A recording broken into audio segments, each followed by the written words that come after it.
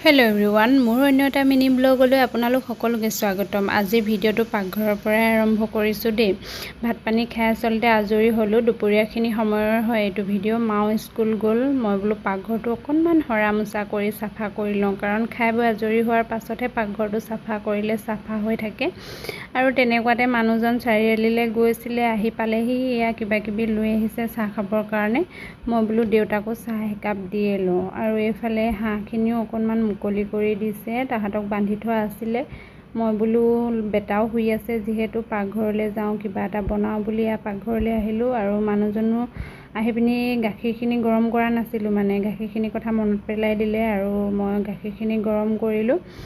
আৰু এফালে ভাবিছোঁ বোলো ফ্ৰাইড ৰাইচ অকণকে বনাই থওঁ। বাপৰে কি গৰম আজি, চবেই খাব পাৰিম আবেলি, সেইকাৰণে বনাই থৈ দিওঁ বুলি ল'লোঁ।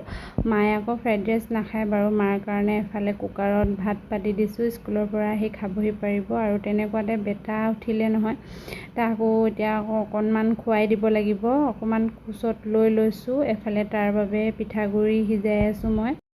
আজিলৈ আহিছোঁ, আকৌ লগ পাম মোৰ অন্য এটা মিনি ব্লগৰ সৈতে। Love you all, by.